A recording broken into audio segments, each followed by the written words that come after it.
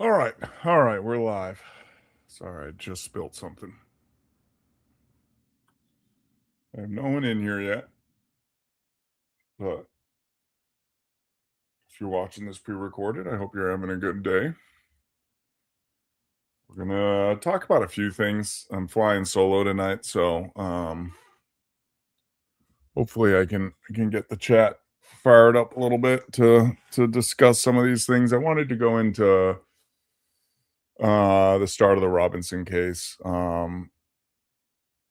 And really just I don't know, there not much is really coming out about it yet, but still just people's thoughts on whether it's going to be a fair trial, which I don't think it is, or it'll just if the guy will get steamrolled or not.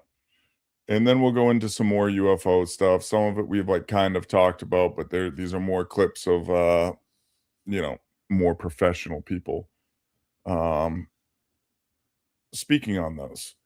Speaking on, like, we've talked about portals and stuff like that before, but now, of course, people are, coming, "Oh, there are portals," and, we've people have seen soldiers walking into walls and stuff, and the whole 9. I don't really know how I feel about it, to be honest with you, but, I mean, at this point, anything's possible. I think anything we're gonna be fed is kinda half story or just complete bullshit. Um, but moving forward, let's see. Speaking of the portals, so let's start with the UFO stuff mainly, because I'd like feedback on people's thoughts on what's going to happen in the Robinson case and everything. But pulling up this first thing, let me make sure it's full screen, and add to stage. So this guy's talking about portals and people seeing, what I just said. So let's take a watch and see. There is a portal in the United States in a highly guarded facility that is used under US Forest Service cover, and there are witnesses who have seen people of the US military walking into literally a wall. These witnesses are terrified. They'd been walking in what is public land, public parkland, and they'd be stopped by men with guns, men in uniform with automatic weapons, clearly highly trained elite soldiers, probably tier 1 operatives from the way they move. And they would basically order people, go away or we will kill you. I am in no doubt that there is a deep underground military bunker that was built in the 1950s under Secret Mountain. That's what it's called. It's the hilarious thing, and it's called Secret Mountain. It's within 5-7 kilometers of It Sydney. sounds so More far-fetched. importantly, there's a place called Secret Canyon where there's allegedly a portal, some kind of interdimensional portal. Now, if you're protecting the security of what is supposedly an academic research institution, you have the camera pointed out so that you can see people coming from the outside. Yeah. You know where the camera's pointing? Where? It's pointing exactly at the point where Linda Bradshaw says she saw the portal. Okay, I mean, I don't know.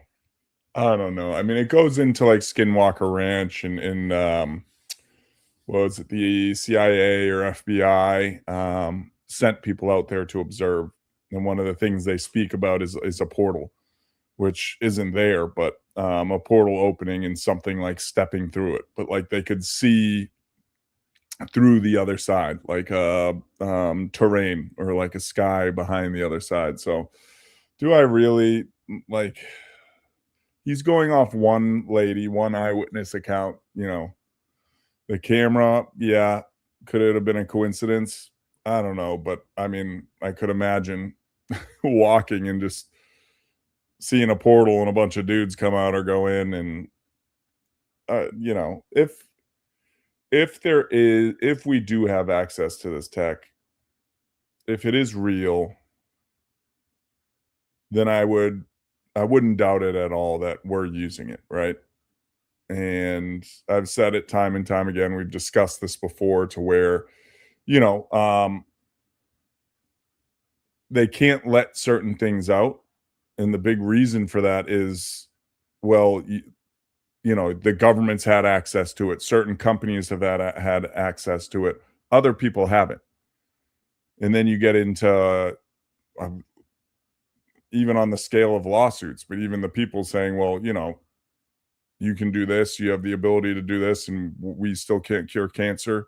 We can't have 0 point energy, people who use oil in the winter. I have to pay $600 to heat my home for the winter. I have to so that's where it runs into a lot of these issues with releasing information. Because if you release too much, too many people know, and it becomes an issue, and it becomes an issue of fairness. Other countries that starve, like you could solve all these issues, and you've kept it to yourself. That's where it becomes a big issue. Going into like portals too, and people talk about like not portals, but like interdimensional travel. And during what was it, the congressional hearing? Let me find it. Let me find it. Jesus, did I lose it? Did I lose it? I think I lost it, guys. I think I lost it. Mark, what's up? Oh, the diaper stream is still talked about. I'll do it. I'll do it. Where is the shadow portals? Here it is. Sorry. Let me pull it up because we were just talking about portals. He's not talking about portals here. He's talking about like I guess just interdimensional travel. Let's take a gander. Let's take a gander. If it works. You have mentioned that there's interdimensional potential. Could you expound on that? Multidimensionality, that kind of thing. The framework that I'm familiar with, for example, is something called the holographic principle. It derives itself from general relativity and quantum mechanics, and that is, if you want to imagine a 3D object such as yourself. He's being sleepy. He's being sleepy, Jay, right now. That's the holographic principle. So you can be projected, quasi-projected from higher dimensional space to lower dimensional. It's a scientific trope that you can actually cross. Quasi projected. Sometimes I feel like I don't know, just making shit up just to make people happy. As far as I understand, but there's probably guys with PhDs that we could probably argue about. You can't hear the video, really?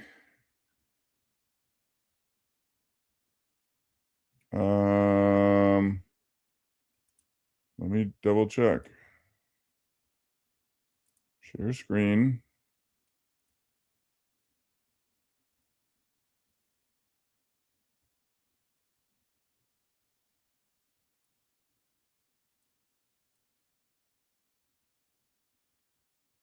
Hold on, let me. Hey, what's up, Steve? Extremely quiet. Do I have it lowered here? No, I have it. Sometimes they are. If I'm honest with you, some of them are super quiet. Let me try. Let me know if this boosts it. When I do this, if I hire it over in my sound control, it's going to be loud for me, but that's fine. I mean, I can just lower my volume. Here we go. Let me know if this is any better or if it's just the same.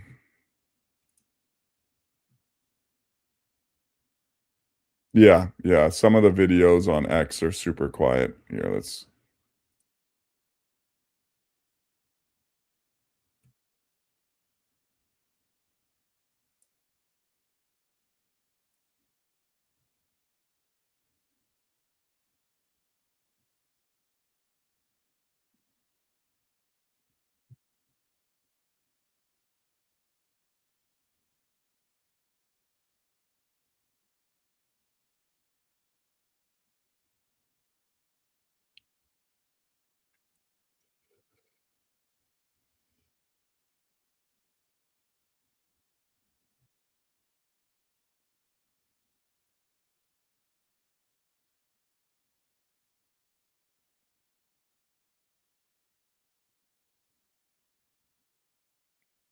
See, sometimes it just seems like, oh, I didn't even share it.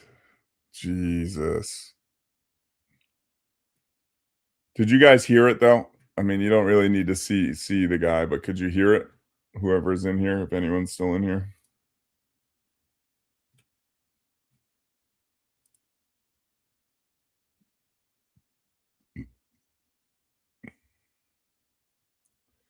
All right.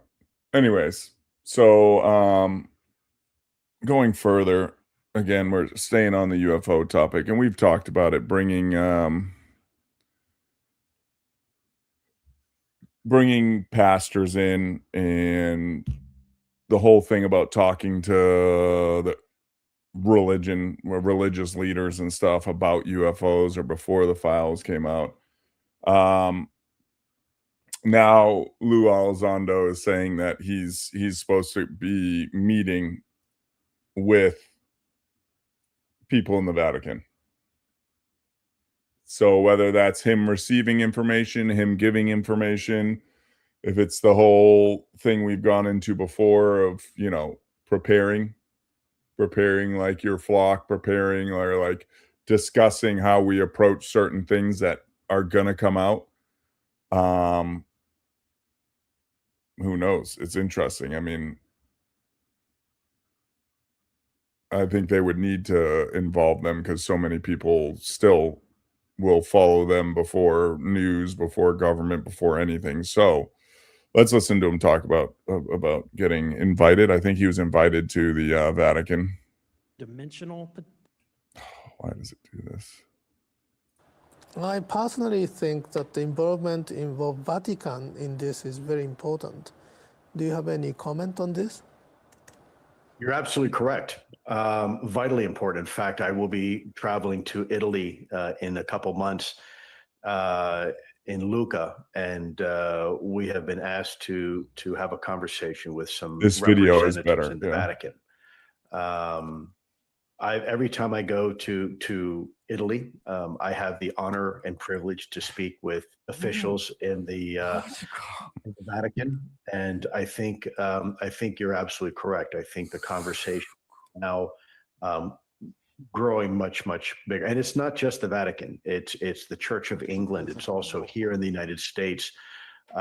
There's a lot of members of faiths that are now coming to the table and want to be part of the conversation. I personally So, that would lead you to believe something. He's not only saying the Vatican, he's saying the Church of England, all this stuff, and we've talked about it. It is something that maybe they're preparing for in easement of, well, there's aliens, they were here, they helped with our evolution, whatever the case may be. Now let's, let's battle plan how to put this out to the world that, you know, it was part of the Bible, and we've done that in a much earlier episode where the first documents released, there was a document in there about the FBI following a professor, I think it was, and the professor was giving these seminars and relating the like creation story and Jesus and everything to aliens and like plugging it in. And what we discussed was, well, why were they following this guy? They're not following a random guy. There's probably a reason. Maybe it was because he was on to something. We don't know. But it would make sense to me that they're starting to battle plan, starting to plan for the fallout of release or more shocking releases. Like, it always was aliens.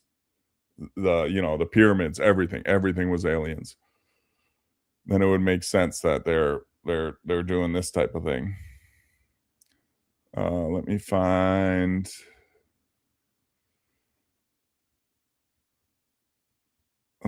something else first. I'm not getting into some of this. What's up, Quex? How are you? Bear with me for a second, guys.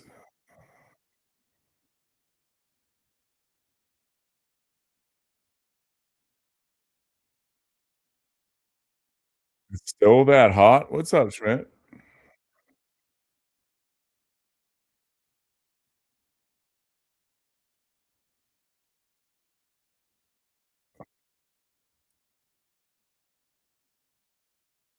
All right, let's listen to this one together. This is about NIH and living alien matter. Oh, I'm sorry. I never pulled it down, but whatever. Sorry. I was getting the gist of it. Bear with me, guys. I'm by myself.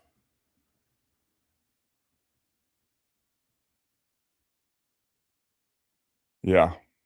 It's still that bad there, Quex. It's cooled off a little, but it's still warm here, but it ain't too bad. But let's listen to this. Here's the catch. There's one facility where you took living, intact biological beings. Now, this manual was allegedly from 1954.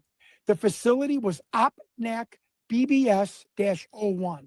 Now, everything was searchable. Blue Room, Right Pat, S4, except this facility. And everyone said, geez, why, if you were hoaxing this, would you put such an obscure facility that no one could ever figure out what it would be and really prove it, or, kind of disprove it, right? Okay. So for 50, 60 years, nobody knew what OPNAC BBS stood for. The facility to take live extraterrestrial beings. I get an email. Here we go. Mr. Stewart, my name is Andriano Andromani. I always hatchet his name. I'm from Italy. I think I know what BBS is. Okay. He goes, did you ever hear of the Bermuda Biological Station? No. You need to look it up. Bermuda? He goes, it's an offshore facility. I went, offshore, alien? You might think it's a contaminant. Offshore, the continental. Now the wheels are turning. I go on the internet with this. I get just before Thanksgiving 2023. Hi, Mr. Stewart. I'm so-and-so. I can't release his name. I'm a university student in Florida. I think you're onto something, but I can finish the mystery. I know what OPNAC is. I'm a oceanography student in Florida. And that would make sense. I mean, that was always kind of a thing in movies have played on it with, like, contraband and drugs and whatever. But, like, wouldn't it be a good place, an oil rig just out somewhere for them to do and hold and house and study things? Makes sense. What did what's the name of the Bermuda Institute of Ocean Bios?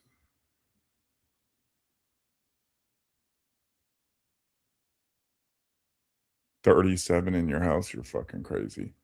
But yeah, but it also makes sense. They talk about why would a top secret facility is super obscure, super this and that. Why? Like, of course it's good. There's going to be these sites that are complete black sites, complete, like, in stuff we'll never know about. Like we've talked about before with, like, CIA documents that the CIA has since supposedly gone in and was it Tulsi Gabbard's office and, like, took the stuff, like the stuff we won't see, like true black sites we'll never ever know about. The people are dead. The it's all gone. Yeah, let's drive on. I want to kind of, there's a few here. There's some I don't really want to touch on tonight. Oh, this was also from Lou Elizondo, friend of the show, but he talks about the monoliths. We always hear about there were these monoliths on the moon, and we only saw them from afar. We never really knew what they were, right? Well, he's saying supposedly there's pictures of them like that, and they might be released if we're lucky. Let me pull that up. Boom.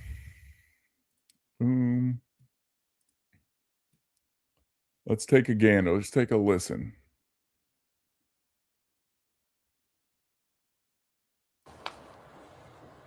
There's also photographs that I don't believe have been made public yet that show on the lunar surface what appear to be large monolithic structures with right angle cuts that appear to be on the lunar surface. And I believe those photographs, if they have not been released yet, may be released soon.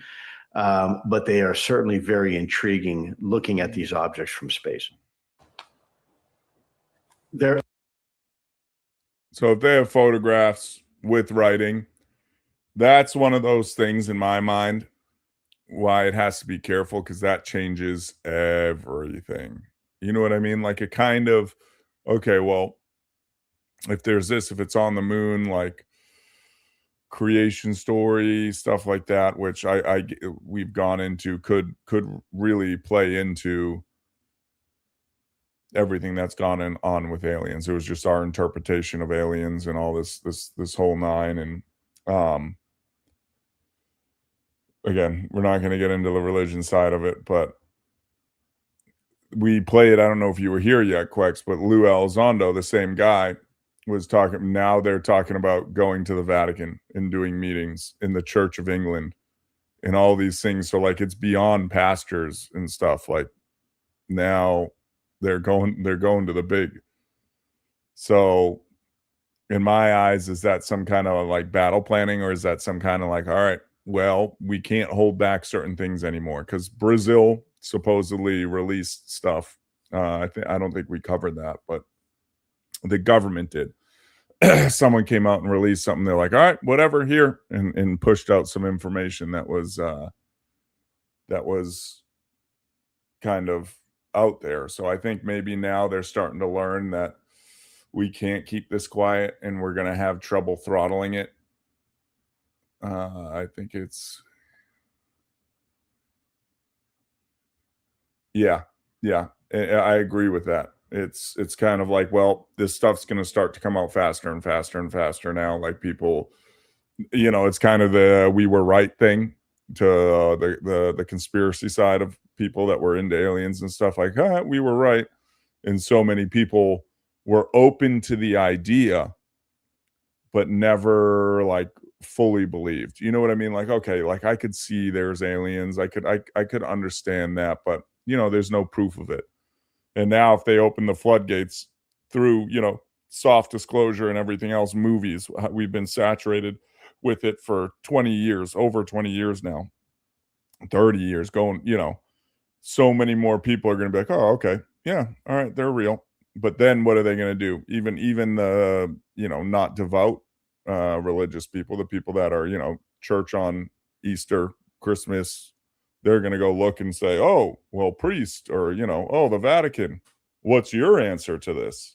So I think that might be some kind of game planning we got going on right now. This is the same one. I'm not going to play that. It's the same. It's the same Lou Elizondo talking about the monoliths on the moon. A bunch of this stuff I'll save for a little bit. Hold on. Let's talk to.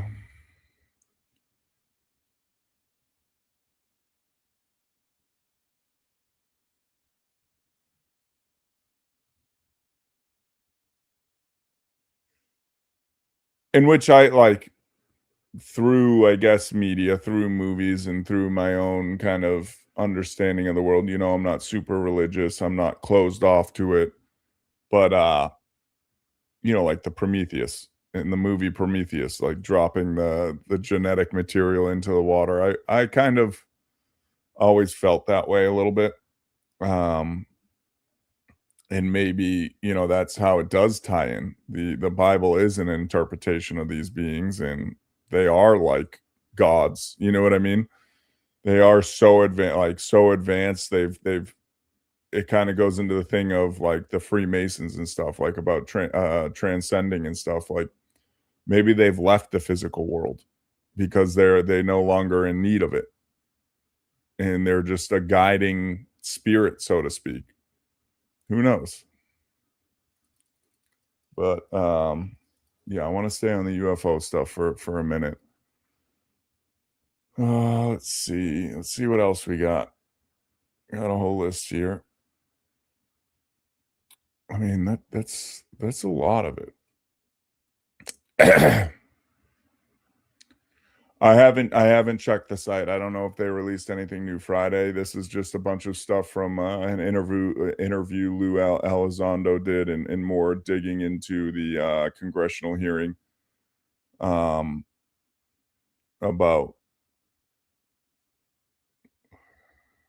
yeah, that's what I mean. It's to the point now where I think they've kind of, hey, look at this, and now it's going to be more curated stuff, and there's going to be more smaller releases. All right, a lot of this stuff is stuff I'll let Jay get into Friday. But what's the so I wanted to go into, I don't have much here, but I wanted to just talk about it with people in the chat because that's one of my favorite things to do. The Robinson case started. What do you guys think? Is he just going to get steamrolled? Is like, I think it's probably a bullshit case. I think a lot of us, the whole situation was just stinky. The whole thing was just kind of off. Like, I think he'll get steamrolled, but they're talking about Erica Kirk was like feet from him, and they're not allowing exhibits to the press, if I'm not mistaken. So I think excuse me, it'll be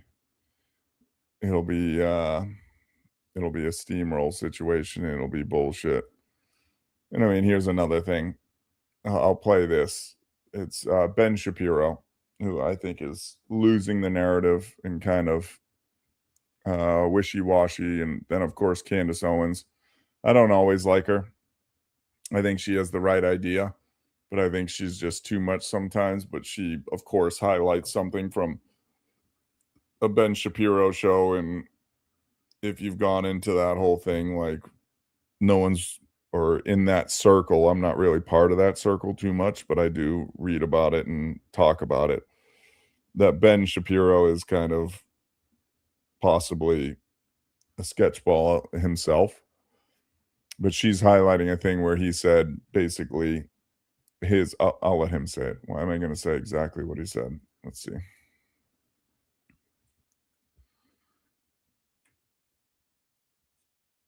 I don't like how my play button doesn't work. So I remember where I was when all this was happening. I was in Los Angeles. I had sort of a breakfast/lunch meeting with somebody.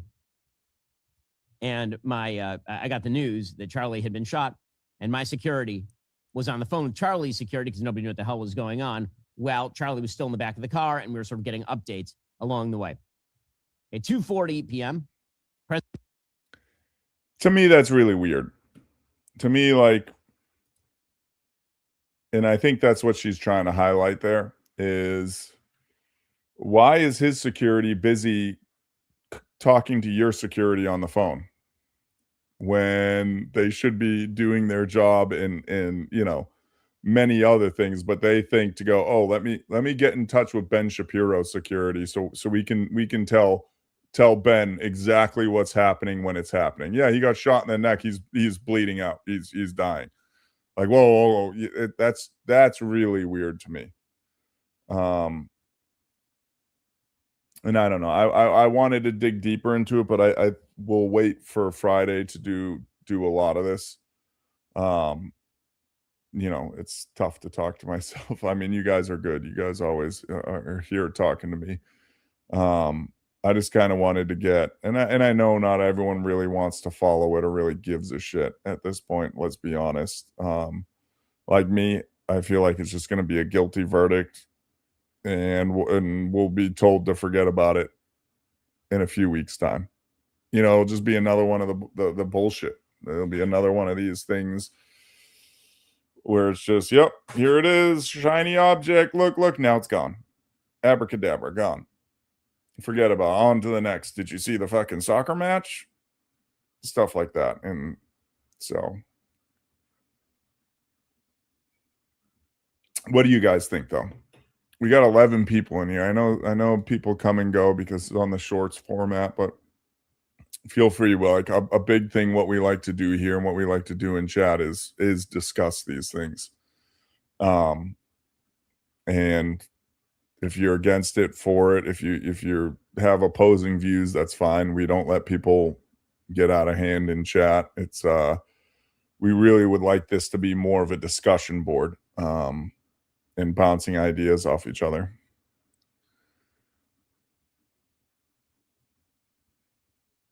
Yeah. Oh, I fully see that Quex, and it won't be headline news.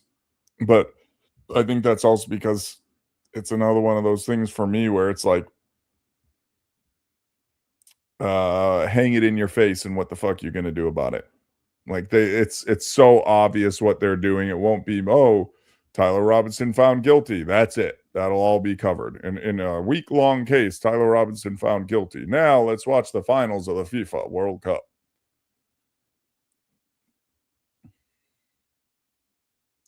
Yeah, Mark. I really am the same way. I don't invest myself in it. I just don't. And most of this stuff, like after the fact, I will for my own enjoyment and my own kind of study of it, I guess I would say. But like I'm one of those people that I blissfully have my head in the sand. Like it just seems so much as of recent that it's meant to elicit emotion from people and guide them in a way to feel a certain way, depending on who owns the media outlet type stuff. And it's just like me, I might check the weather. You know, if something big comes out, yeah, there's, you know, which we never talked about, the ship that had the crazy virus and no one gave a fuck. So they're just like, yep, it's gone now. Don't worry, guys. Off of the news, nothing. No, it's just gone. Yeah, I agree, Quex. It's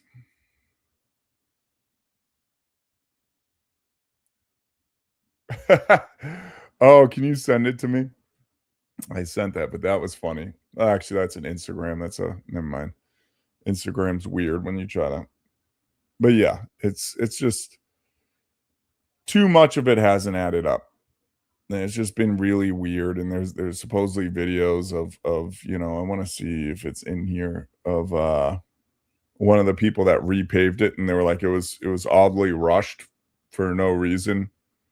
You know, the conspiracy behind it, I guess, is because it's hard to get rid of explosive forensics, like forensics of um explosive devices and stuff. But if it was like they say it was on his chest, and it was a fairly small charge, it's what's the trace elements that are going to be on the ground. I don't know, man. It just all seems kind of bullshit. Oh yeah, here we go. Here's another thing. Speaking of course, Candace Owens, as we know. What?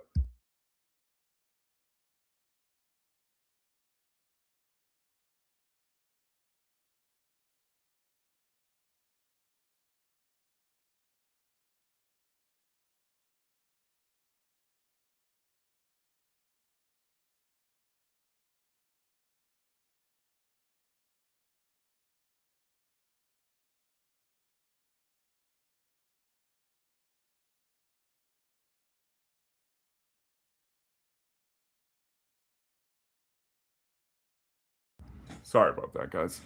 I lost my train of thought. What was I talking about?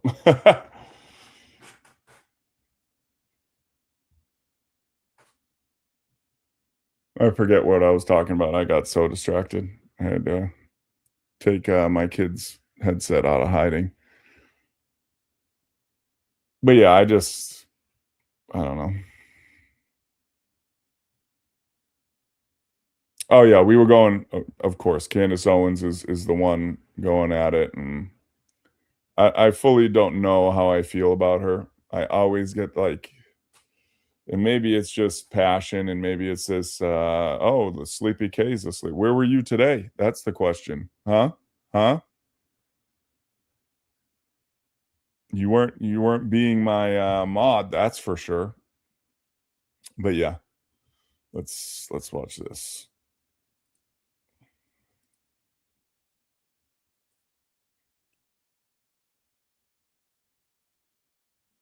Play button doesn't work. I contacted Erica through a text and told her.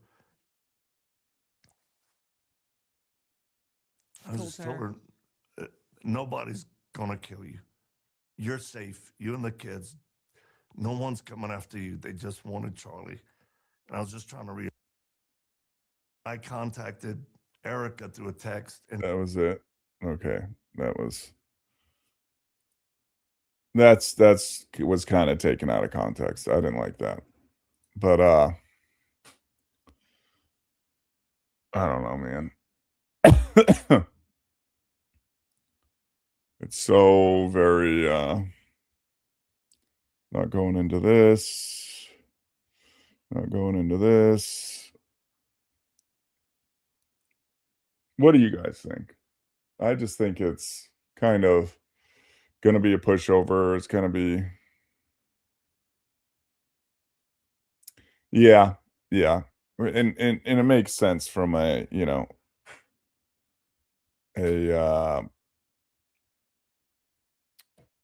like PR, or not even PR, but it makes sense to do that to make you go, oh yeah, yeah. But that was someone else, and the world has gotten so good at taking shit out of context, and that's kind of shitty.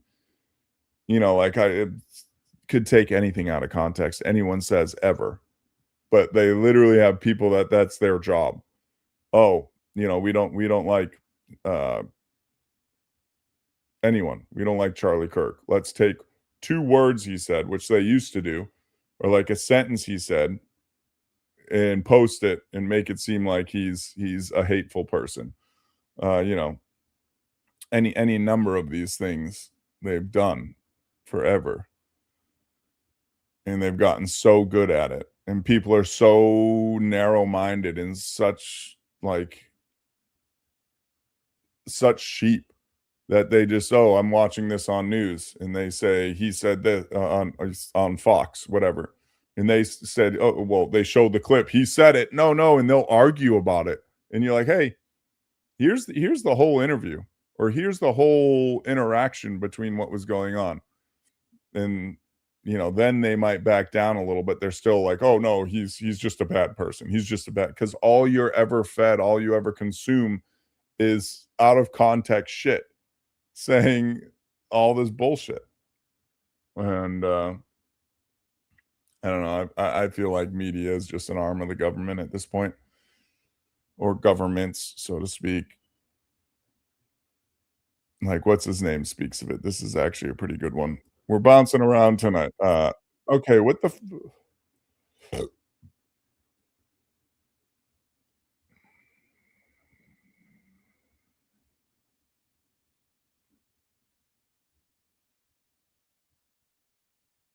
yeah, I remember seeing that clip. The guy's like, yeah, I was misguided. I didn't know. Like, I had this belief about the guy because all I ever saw was these clips of him. But you actually watch his stuff, and you're like, and honestly, that's kind of how I was, just because like I never really dig into that stuff, and I didn't think he was a bad person, but I was never like a Charlie Kirk fan or follower. I was just like, oh, I see something about it, and it was probably in my algorithm, so it was something that aligned with me that made me laugh, and it's like, oh yeah, yeah, yeah. It wasn't until after everything happened and I actually started seeing more long format of his actual full debates and stuff, and it's like, whoa, wait a minute, he wasn't like that at all. But the far right was portraying him as that, and the far left was portraying him as something else.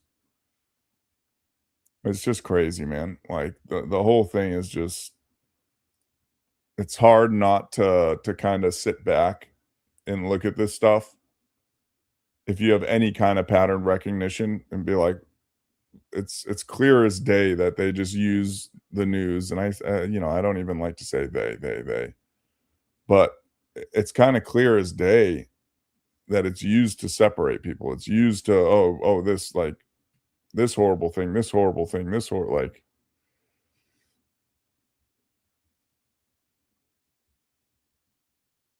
yeah, yeah.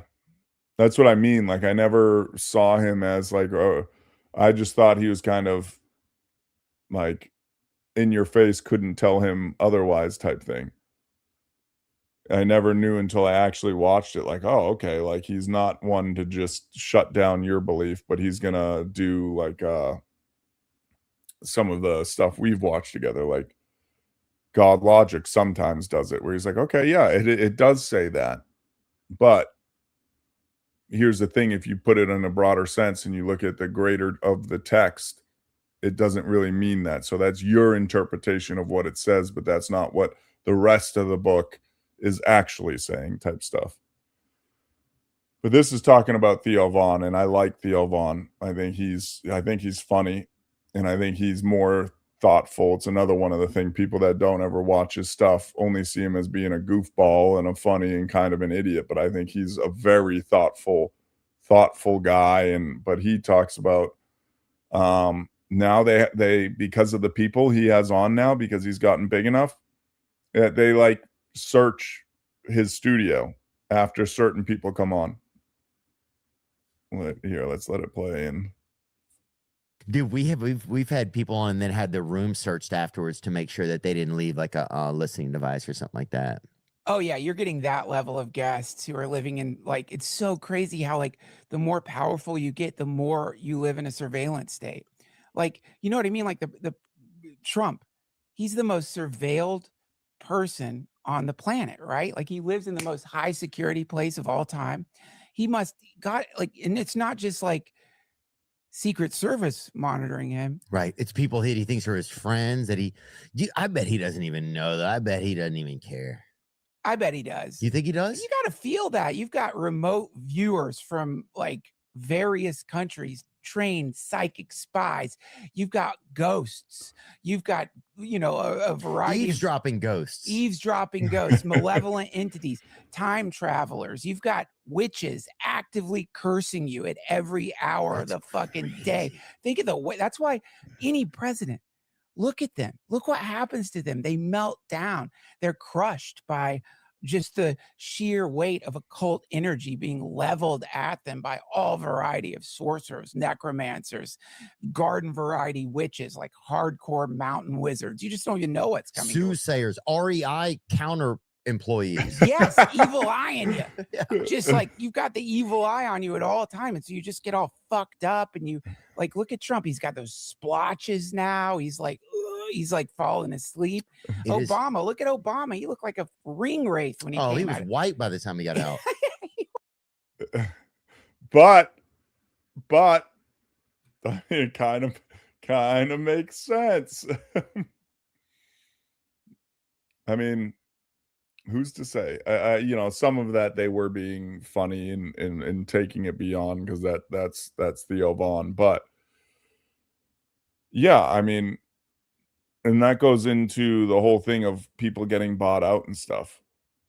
Like having that weight on them constantly to when they can just say, yeah, I can be successful and I can kind of say what I want to say, as long as I, somewhat follow a narrative. Imagine the weight lifted off your shoulders of someone like threatening you, and someone like, you can't say this, or you getting strikes, or all this bullshit over and over and over again, right? And then they give you the that's just another type of pressure. Then they give you the ultimatum, like, okay, well, keep doing what you're doing. Your numbers aren't going to drop. You're just not going to come out and say this, that, and this. And we got your back. You're fine. We don't even need to like surveil you anymore. And it goes into that thing. Like, how many people have been shut up? How many people have information that will never say it? Their kids were threatened. They were threatened. Given money. There's so many levels of coercion that you know, I think there's the people that, you know, Jordan goes into that, yeah, they're good people, then they will come out and say something, but there's so many people that won't. I mean, come after my kids and stuff. Like, okay, I might try to fight it once I realize I can't. Whatever you say, man. Especially like generational wealth. Yep. Okay. And maybe that shows the type of person I am. But what would you guys do? Like if they came after your family? Oh God. Yeah.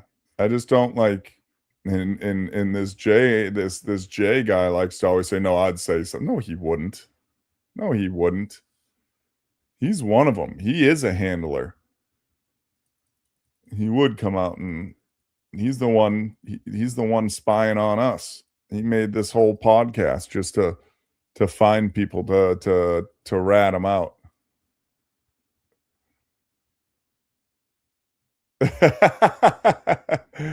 Yeah, yeah. But you Sleepy J woke up, everybody. Everyone say welcome, Sleepy J. Welcome. But I really wanted to like talk more about I don't want to go into some of this other stuff just right now. I mean, I could. I'd rather stay on aliens and the like, the Charlie Kirk, Charlie Kirk. I mean, we just don't know enough yet. It just started, but we did talk about that already. Yeah, you should. Don't worry about being here, man. Hold on. I'm looking for some more stuff. We got 12 people in here, and I'd like to have a conversation and talk to people. Don't be afraid to come in and say what you think. I don't want to go into oh, this is kind of interesting. I'm not watching a 23-minute clip. You're crazy. 9/11 stuff.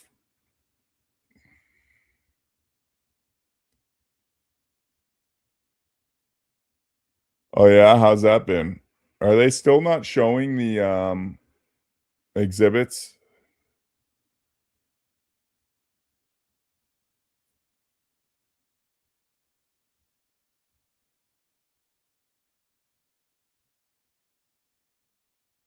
Oh, this is interesting. This is a 4-minute clip we can watch about the famous Tic Tac.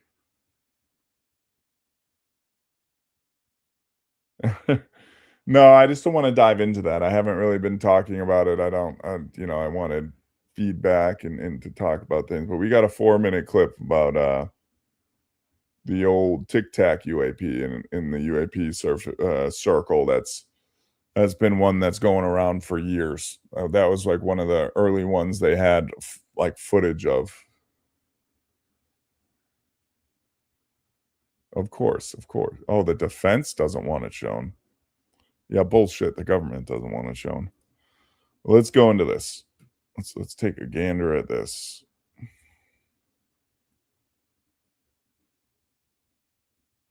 And this thing comes out and jams his radar and flies away 50 miles in 2 seconds.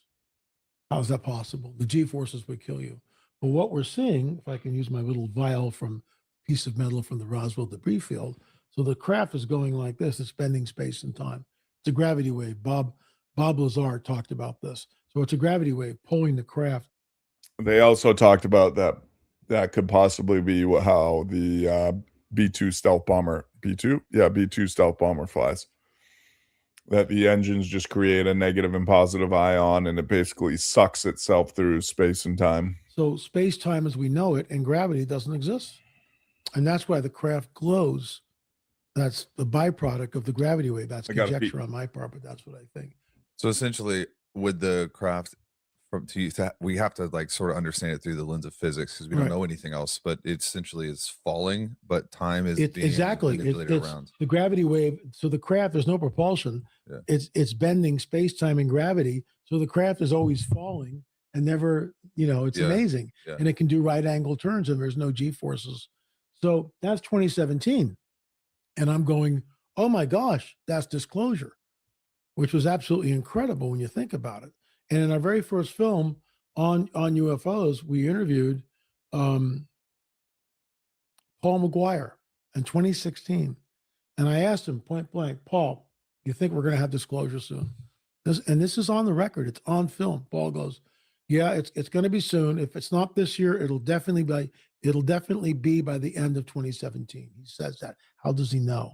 And that's why in December of 2017, there's Commander David Fravor on Tucker Carlson saying that whatever, this is the kicker, whatever this was not from this earth. That's the very first rung on the ladder of disclosure. That's it. And then from there, up and up and up we go. We're on rung number 30. So you say, well, what's the top rung of the ladder of disclosure? It's when Donald Trump stands up and says, we're not alone in the universe. We're that close to it. They still haven't shown up, right? Which is amazing. But when someone like Trump says we're not alone in the universe, that's it. And everyone will be in lockstep with that. And that's what's going to challenge a lot of people's faith. And it already is. Just on the internet. Something we've talked about. God, such a vast universe with trillions of planets, we can't possibly be the only one. What if we're the only one? Because we know from the scripture that he rolls up the heavens like a scroll. He creates a new heaven and a new earth. What if all this is just window dressing? Who cares? I mean, it's like, they used to think, like in Darwin's day, that, there was nothing, a cell, that was What's it. up, There was T nothing Fighter? inside the I don't know cell, what that means. right? They couldn't tell. Yeah. They couldn't go down. Now they know that there's all these complex machines that are running around in just one cell that are doing all sorts of crazy stuff. It's like no one knew. Who knew? So in my opinion, it's like a Christmas tree. You got a string of lights, but it's all in the one source. That doesn't mean that there's life elsewhere. And I think we're it. New Jerusalem comes here. Jesus comes here. C.S. Lewis would differ. That's his whole space trilogy. Out of that Silent Planet, Paralendra, that Hideous Strength, all that stuff. Great read, by the way. But he's believing in the same type of Adam and Eve story happens on other planets. I'm just not buying that. So your viewpoint is that anything that would be labeled as extraterrestrial is likely Nephilim, fallen angel. It's fallen angel. And when you say fallen angel, it's such a misnomer because people immediately go to some preconceived notion. These are powerful entities which are immortal. They can be wounded, in my opinion, because we get to the book of Revelation, we find that Michael is fighting with the devil and his angels. So how does that work? I mean, they're not thumb wrestling. Somehow they can be hurt. They can't be destroyed. But you can wound them. I think they can be wounded. Just like when the angel appears to Daniel, he goes through the Prince of Persia. How does that work? He can't get through. He can't do an end run because there's a gateway, there's a portal there. So he's got to get Mike and the boys, and they fight the Prince of Persia. How do they fight? Once again, they can be wounded, in my opinion. They can't be killed. So, and then it says, woe to the inhabitants of earth. The devil, has fallen. He's here, and he can't get back up, and he's really ticked off because he knows his time is short. Yeah, he lost me there a little bit at the end, if I'm honest. But who's to say some of these visionaries weren't more in touch with shit?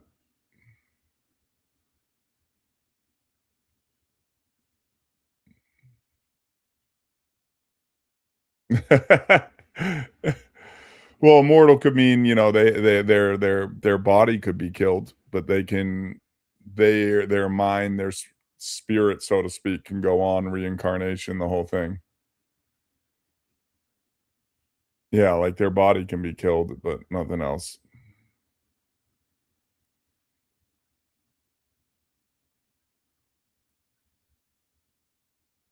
Let me pause this. Do this. Let's watch Burleson speak about a skiff. You know, Burleson, friend of the show, kind of looks maybe a plant, might be a plant in my eyes. He might have been MK'd Ultra, if you ask me. Those glasses, but let's take a gander. Let's take a look and listen, if you will. My eyes itchy. Sorry, guys.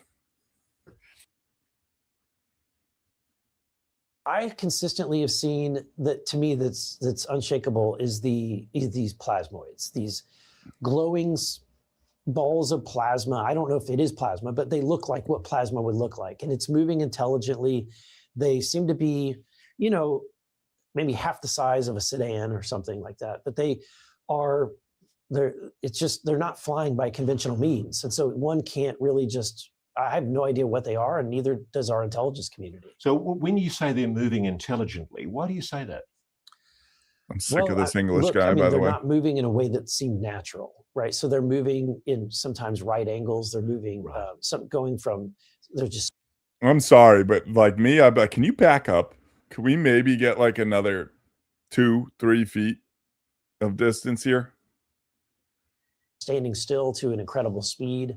And it's part of the briefing that we don't know what they are. That's right. Yeah. In fact, I asked point blank to the Office of the Director of National Intelligence when they briefed me about this. They literally that briefing began as, and that was a second briefing. The first briefing that I had, they said, "Sir, we've not found any evidence of anything." They called me in 2 months later to say, "We felt like we had to bring you back because we have had an experience that we cannot deny." So this is what you've seen is the actual object that the ODNI people saw. I've seen footage. So I've not seen the footage from that event, but I've seen similar objects that are filmed by the FBI.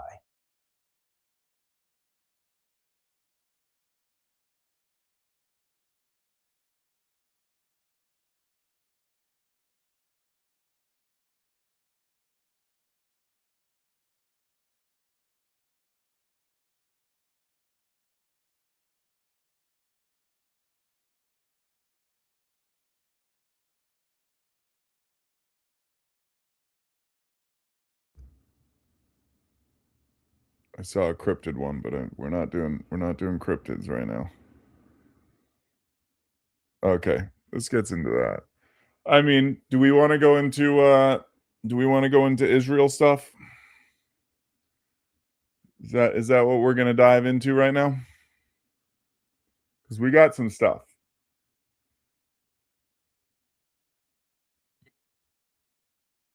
Cryptid was just a little, yeah, no.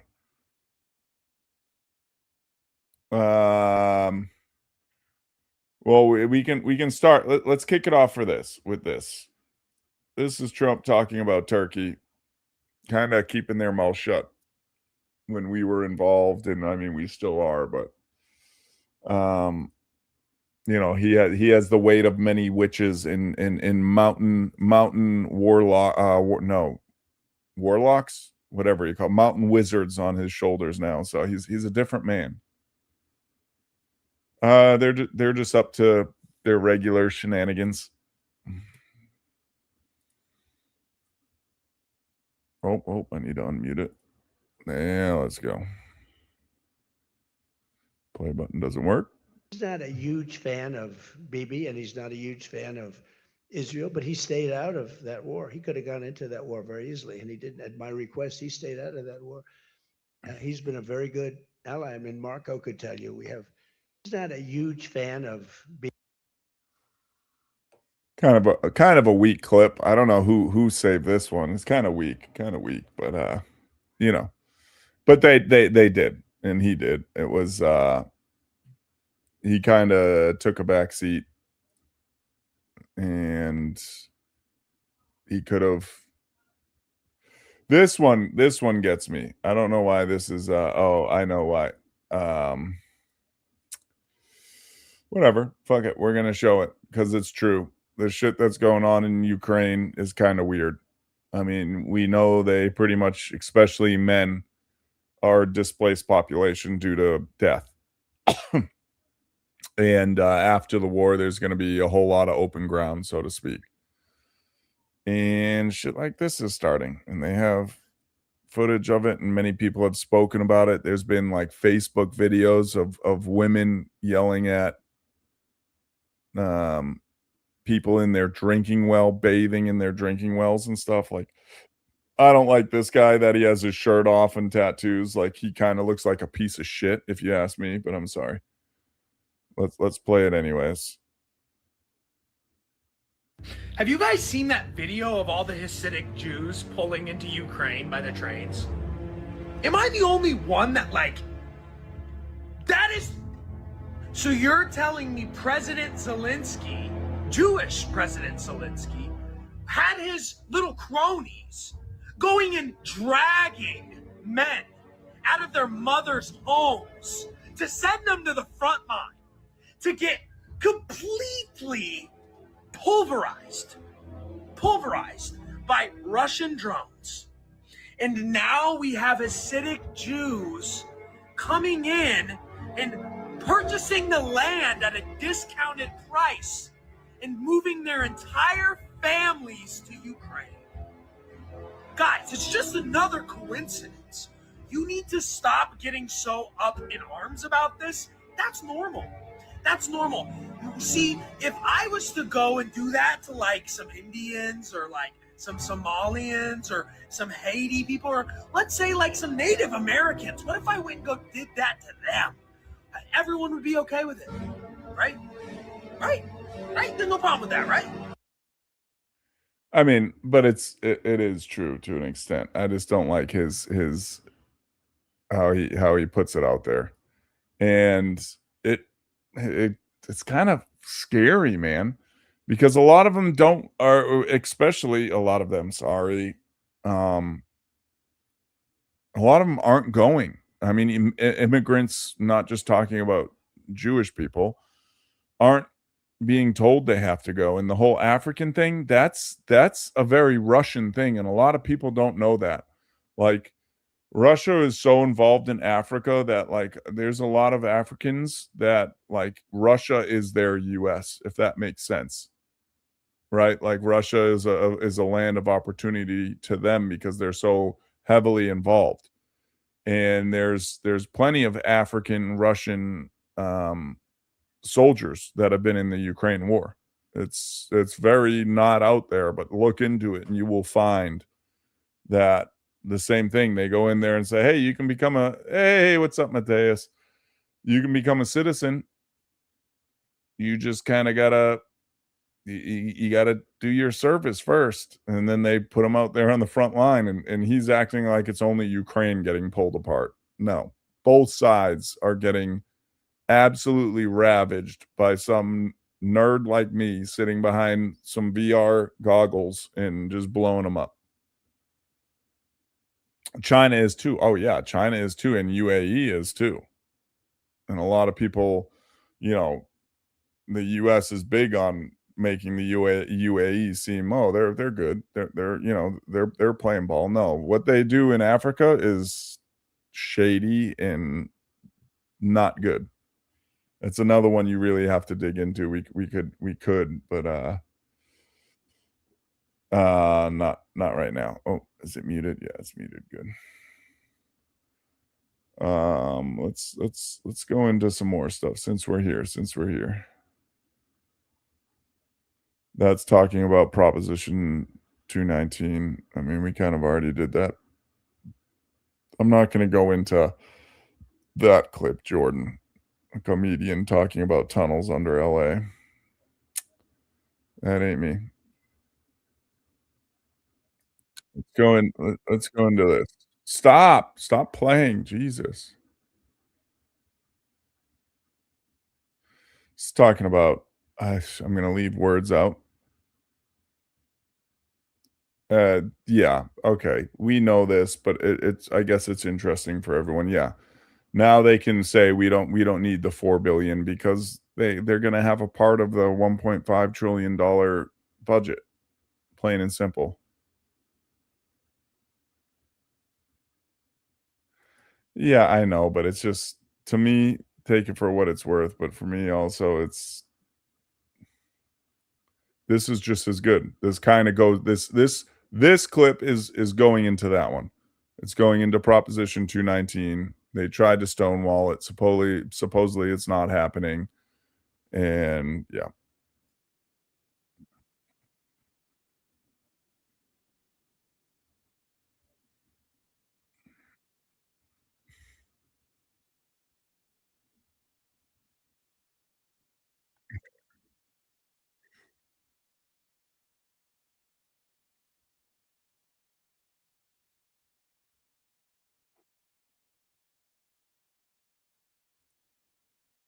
Thank you. I leave one screen up so I can. Yeah. I'm going. Sorry, guys. Well, wait a minute. This is interesting. There are people now talking about, well, you know, we're gonna cut. We won't give Israel any military funding. They don't need any military funding. They're in the inside now. They can direct the expenditures of over $1 trillion. What do they need a tip of $4 billion for when they can have influence over 1.5 trillion? Watch that. You'll encounter people who will tell you, "Oh, we're going to eliminate the military spending to Israel." Really? And you're going to bring them into the decision-making position in the Department of Defense for the most sophisticated spending that exists for the future national security and future defense of the United States of America. Whoa. Well, wait. Yeah. And that's basically what that other clip was going into, was that, some of Congress tried to stonewall Proposition 219 in the NDAA.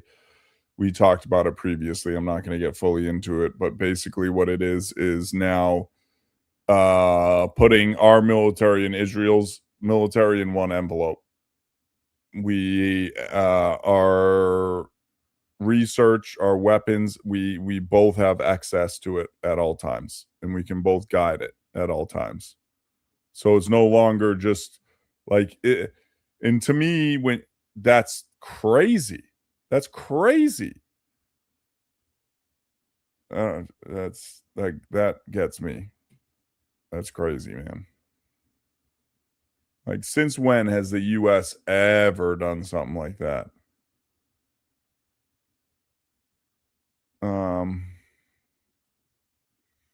It's another one. It's supposedly a recording to order the bombing. Oh, this is going into October in Hannibal Directive, which we'll play one of those, but this is supposedly a recording. Here comes another strike because, certain agencies don't like when we.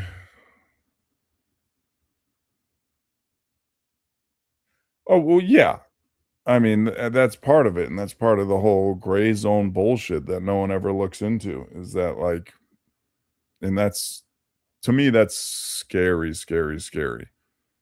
Like, Canada would be one thing. Mexico would be one thing. A country in the Middle East, like, that's kind of out there, and that goes into me where, like, we need to pull the fuck back. Like, okay, let them handle their shit. If it really gets into some, humanitarian, which it is, but we're on the side of the genocide, so, it's not genocide, guys. It's not. I don't know. It's just really scary. But let's watch this. Wait a minute, this is interesting. There are people who are now talking. Oh, sorry. I don't know why it does this.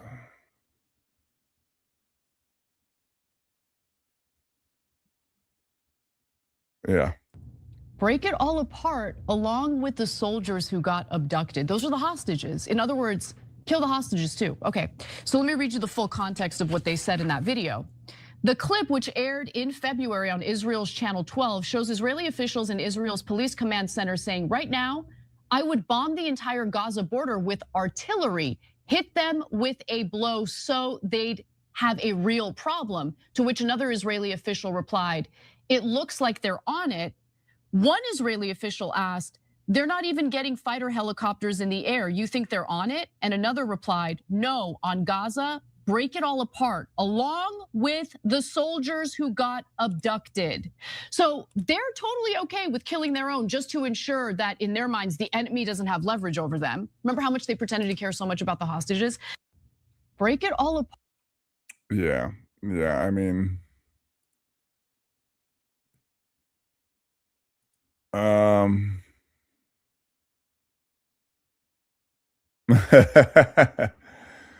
oh, I don't know. Do I feel like there's quite possibly, yeah. I mean, we've seen their history. We've seen what they can do. Israel, not talking about religion. And it would seem that way, but I mean, I guess the only way I could play the other side is like a broken arrow type thing. Like, yeah, bomb us, kill us, but not saying that the hostages wanted that. Does that make sense? Like, but I would agree. I think it's more so that they didn't want information getting out. They didn't want plans getting out, and they didn't want ideologies getting out. That, yeah, we feel this way. We want this to happen. So, but yeah, that is, but that's, I'm more on the side that it was a subversive measure. It was, and if it maybe in the future it does come out that it was them, because you remember, and a lot of people forget this, in Israel there were riots, or not riots, protests and stuff against Bibi, and then the whole Gaza thing kicked off. It's kind of weird to me. But let's go into this next one. I'm guessing, is this Sean Ryan? But he's talking about yeah, he's talking about the old, yeah, shocker. I mean, same thing with Trump in the Epstein files. He wanted he said, "Oh, I want him out." They pushed a little bit, too many questions were asked. What did we get? Iran and fucking UFO files. Shocker. But let's watch this one. Oh, it's not up. Let me pull it up. Let's take a gander at this. The play button doesn't work for some reason. There's something pulling the strings, and I think we both know what it is. And It's Israel. Yeah, it's Israel. I don't even care anymore, dude. Yeah, it's Israel. It's Israel. Our nation has been sold. We're an occupied nation. I honestly feel like Epstein is tied into that in a million different ways. I was all for Israel. And then, we did the Afghan evacs. We did some conflict evac in Ukraine and some other places. And so after October 7th, we did some evacs in Israel. And we tried to do them in Gaza because there's kids starving. And we were all believing Israel's good guys and how horrible this attack that just happened. We're a week, 2 weeks maybe into this. And that meme of the dude saying, "Are we the baddies?" Are we the baddies? Starts going around all these signal chats because it's dawning on every one of us in real time. Israel's not who we thought they were. Israel is the one thing since 9/11 that I've seen everybody rallying around. Get off our tit. Yep. We're tired of paying for your education. We're tired of paying for your universal health care. We're tired of paying for your fucking Iron Dome. We're tired of paying for your fucking missile defense. We get it. We are a cow pasture for Israel. We're tired of fighting your wars. We're tired of dying for your causes. And apparently protect their pedophiles. Everybody knows. I mean, something we've kind of said, something we've kind of agreed with is that, like, this is not a two-way street. By no means. And I know, Israel, one of their biggest money makers is their defense technology and stuff, but still, not a two-way street. And why? Is my question. Why? Just pull out, forget about it, move on. I did too, Jay. At the very beginning, even when Gaza kicked off, I was like, well, terrorists, the whole nine, and then the whole picture started to we started to back up and see a bigger and bigger and bigger picture and saying, well, wait a minute, what the fuck is happening? Like, you are not just targeting terrorists, you are doing some shady shit. So, I still don't know how I fully feel about all of it. The MK Ultra files, we're never going to get the full ones of those. I mean, unfortunately, but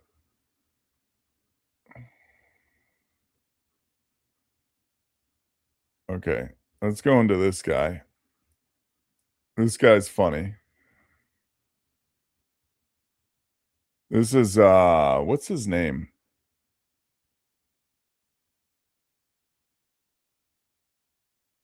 I forget his name. Who's the guy with the big hair, Jay?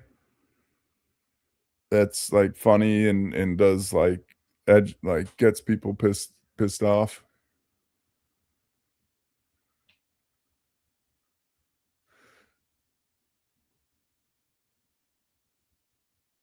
But he kind of had a round table type thing with a black Israelite and a rabbi, and gets them arguing. And I don't really know if I want to. Fuck it, whatever. We're already here. I'll play it. I don't like digging too much in this, but let's do it. Let's do it. We're rolling. We're rolling. We have 13 viewers, guys. If you're new, say hi. If you don't agree with us, say you don't agree with us. We like to talk about these type of things. Like, that's a big part of this, is we want to talk. Okay, this is just comedy, but okay, let's get a comedic break here. Why does my play button not work? Jewish people, they mimic us the best. No, you mimic us. You mean the Beastie Boys? No, We're the real Jews. We're the real How ones, is bro. that possible? We're the real How ones. is that possible? It's possible. How? We keep the Torah. You keep the Torah? Keeping the Torah doesn't make Where's your you- sit? Where's your keeping the sit, bro? Torah doesn't Where's your make you- sit? We have a tradition of 3,300 years. But keeping the you Torah just came in doesn't this make you one. generation and you claim you are the That's real a Jews, lie. the real Hebrews. So what when kind Solomon of tradition said you he's have? black, You, when- you when have Sol- 3,300 guy? years of, Just ask you a question. When Solomon said he's Who's black, the hooded what man did in the that back? mean? Solomon. Where does it say it's Song black? of Solomon 1:5. I am black. It's the but small comely. lizard, the salamander. In Exodus, when Moses put his hand in his bosom and then he took it out and it was white. When he put it back in, it was like the rest of his body. What was the color of his body? First of all, you have I black. thought y'all knew Torah. No, first You of said all, he was tan? First of all, first of all, we have there's black. He's Jews from light-skinned, Ethiopia, okay? Israel is I'm not plenty of talking them. about Ethiopia. When you say that we're Ethiopian- copying, Ethiopians but are when black when Jews. you say that we're copying, but then What does now it you're matter what admitting color- that wait, they're what does it black matter what Jews. color The Moses race. How can you have black what race and white has Jews? race doesn't have to do anything with religion. There are Well, you Jews. just brought up There are race. Jews from all nationalities and all races. How? Break it down. There are Jews. There are Yemenite Jews. They were very, very. They all black have when they Burger came to King. Israel 100 How do years y'all ago. treat the Ethiopians? Very nice. That's I have a lot of students that the are Israelites Ethiopians. that came over there from Chicago in Dimona. How do y'all treat them? Oh, I have plenty of. I actually gave them a lecture in Dimona. No, how do talking about the Israel black treat them? Treat them fantastic. That's cat. They love. I know. been They there. love Yeah, Israel. I've been They love Israel. visited Nobody Israel. forced them to stay in Israel. I just don't. They love it. I was in Ashkelon. I went to where Sodom and Gomorrah. He was in at. Ashkelon and shit, yo. Yeah, I was in. Shut up, man. I Time. went to the Dead Sea. I went over there. What? Telerad. He where just they said say King David is buried, which I think that's He said I was in diabolical. Only a Ashkelon white and man shit. would keep David as a tourist attraction, but Buddy, you been think you lying caught about it me? because I bet if we lifted up the coffin, David's not in the coffin. They're just telling you that that's David. But yeah, I visited Israel. So these are not real Jews. No, they're impossible. Do you light fire on the Sabbath? The only motherfucking You pig have I eat is to- police. When you say light fire on the Sabbath, can we turn the heat on What on the the fuck Sabbath? is this? Well, we're not So, turning oh, the do we heat on gotta the freeze? Sabbath. Do we Before freeze Shabbat. on No, the before Sabbath? Shabbat. No, turn it we, on. we put it with So the why you time, ask with the me such a timer. We stupid- don't why touch you it ask on me the Sabbath. such a stupid Do question? you light the fire on the Sabbath? I ask you. If it's cold, Look at the guy fire squished goes into out, the corner. But get it's lit on written, the Sabbath. it's written in the book of God, which you're not denying. Exodus It's the book 34th of God. chapter. You should not create any You fire should not on kindle a Sabbath. fire. Who now? So- you know what it means? And to you know kindle a what's the fire? punishment for that? Wait, hold up, wait. For let's walk lighting it. fire on the Sabbath? Do you know what it means Yeah. to kindle a fire? Break that Light down. a Kindle fire. a fire. No, don't say light. לא It says תבערו kindle. When you אש read בכל about a fire in a מושבותיכם. digital book. If I take a lighter read about a and fire in flick a that digital lighter, I book. didn't kindle a fire. You don't. But to kindle a fire, the work that it took to kindle a fire is different. You So want to I- teach I- us how to speak I would Hebrew? absolutely teach you. Teach us Well, how no, to no, no, speak no. I'm Hebrew? not a Hebrew expert. I would All never right, so profess to here be you a go. Hebrew So expert. it said, so it I said, can read Okay. That's enough of that. That's enough of that. That's just that. It gets into that. Yeah. No. That's enough of that.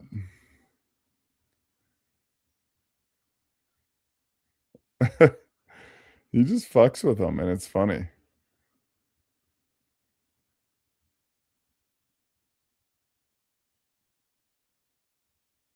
Oh, we can get into that, but no, we won't get into that. Sorry, guys. Boomer maxing, that would be some shit you would save. Leave the boomers alone. All right. Let's get into this. Oh, I don't want to hear it. Quiet down. So this is a dude in 2010 talking about his perspective of Zionism. I said the word. I didn't want to say the word.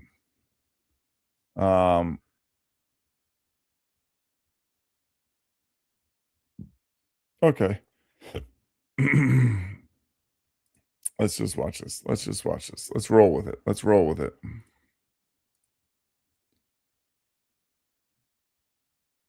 So then and now.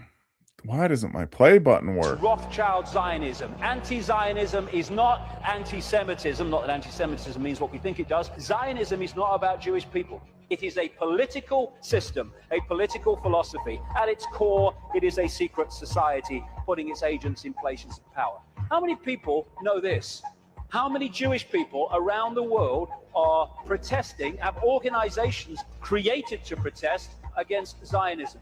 Zionism and Judaism are diametrically opposed. Zionism is state-organized terror. How many times do we see this in the newspapers? Never. End of Zionism equals peace. Israel, stop killing Palestinians. I am Jewish and I want that. We condemn any Zionist aggression against Iran. I thought every Jewish person in the world wanted to bomb Iran. That's what the media seem to give us an indication about. Demonization comes from Rothschild Zionism. Rothschild dynasty created Israel. It paid for the first people out of Europe to go and people Israel after the war.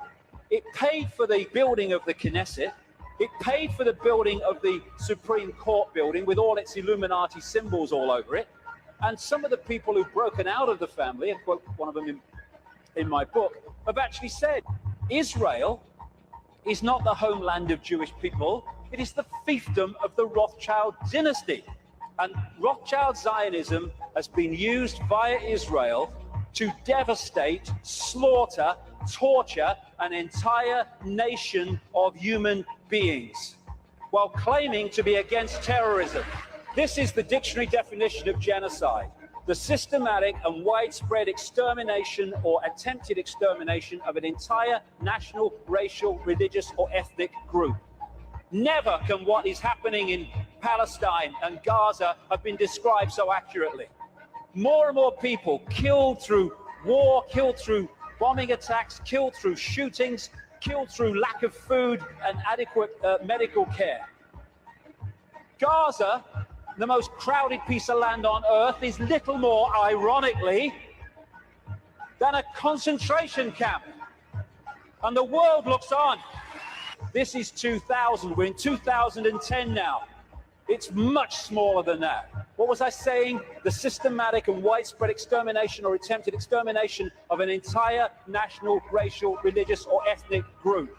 And I say to these Rothschild Zionists, don't you bloody dare talk about racism of others when you are behind this. It's an elephant in the bloody living room, and people are terrified of going there because they're terrified of being called racist and anti-Semitic and all that. They'll call you anti-Semitic. I don't give a shit. I don't give a shit. Yeah, he said some good things. They are lizards. I agree, Quex. They are 100% lizards. She lived way too long. They're all lizards.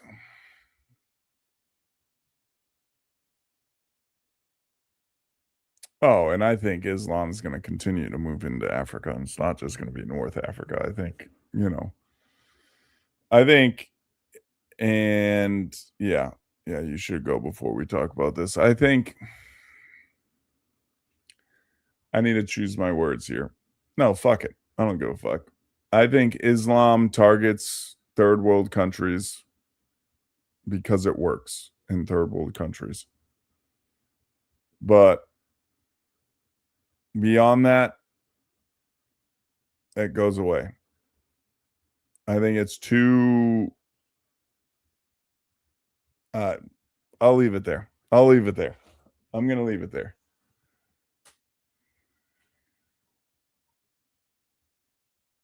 Yeah, but that's by hostile takeover. That's not by the beliefs of the people. Like, that's not by the majority of the people in Europe are not saying, yeah, later, Quex, that is not saying, oh yeah, we believe in this, we want this. No, it's not that at all.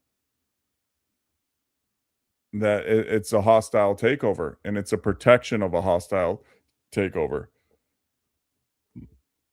This whole woke society, this whole we need to involve everyone. No, we don't. No, I'm sorry. We don't. Let them come in here and try to convert regular people of Europe, of the United States. It's not going to fucking happen. I'm sorry. You can call me whatever you want.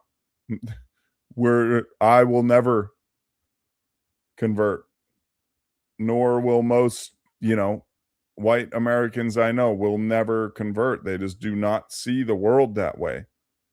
The only way it can get a foothold is if it's protected and pushed, that we can't say anything. We can't fight back.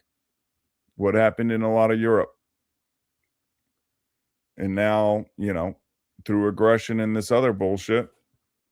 And then, young people see it too. Kids are easy to manipulate.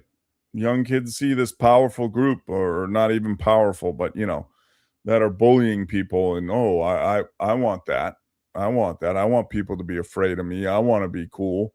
So they're going to say they align with that, and they're going to roll with these groups when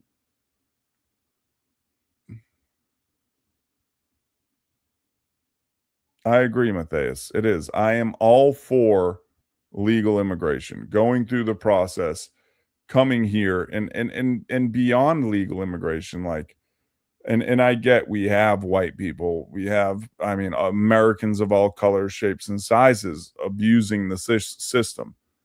But then when you have an immigrant that comes here legally just to abuse the system, I say remove it. Yeah, someone told you how to abuse the system. You came here not to be a productive member of our society. You came here to manipulate, to take advantage of our society. That's when it's, you're gone, man. I'm sorry. And people can hate me for that. They can, but no. And I'm not saying, hell, fine, I'll even go on a limb in saying American citizens that abuse the situation and do all this crazy, you can fucking leave too. There's people that actually need it, and there's people that abuse it and have learned to abuse it and are taught by other people to abuse it. You can live a life doing fucking nothing, pumping out babies and abusing the system. Okay, you can leave too. You're gone with them.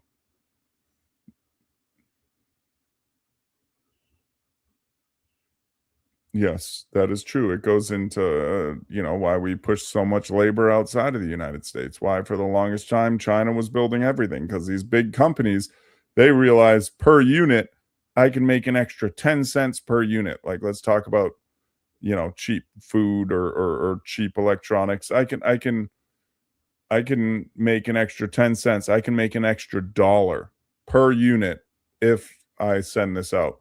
And what did everyone in the United States, every big company in the United States do? Oh, more money? Yeah, send it out.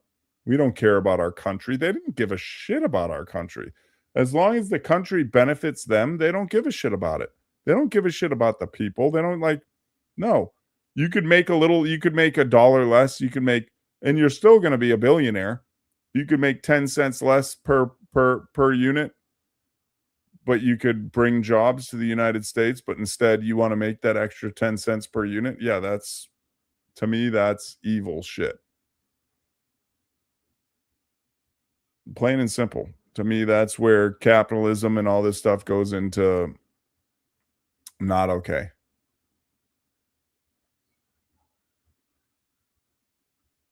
Yeah. 100%. And you see it, and you even, and there's all the push, which I think is by the people who produce this stuff is, you see, oh, you can get unripe because you're on that unripe vegetables, and you let them, you can, they will, and they will to an extent, but still they're never good as good as when you can buy something already ripe and eat it, instead of being told you have to let it sit there for a few days and do this and do that and it'll ripen up. No, it's still never as good as a legitimate, like, harvest to table ripe vegetable. Same with food. Fresh meat, fresh seafood. Fresh seafood's a big one. People that don't know, you go, to these landlocked states, and they're getting better at putting, logistics and moving the seafood quickly, but it's still not the same. Like, boat to table, in my opinion, will always be better than boat in a 6-hour, train or car or truck, not car, or flight. It's not the same. But let's see. Sorry, I was going on a rant. I got to pee too, so.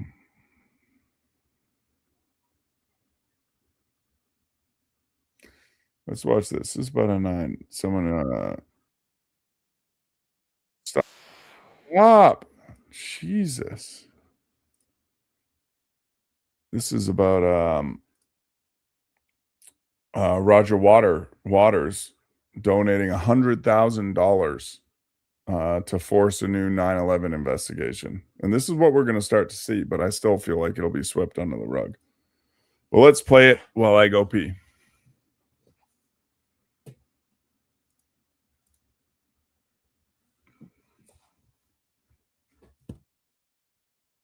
Listen, I'm going to come clean. I've given him $100,000 because